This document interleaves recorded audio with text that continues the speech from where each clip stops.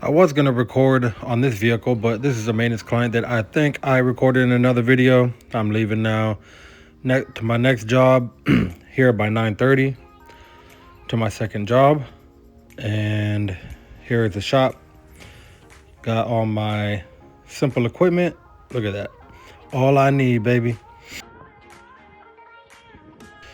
It is pretty bad, but look, I'm going to get this done in an hour and 40 minutes. Okay?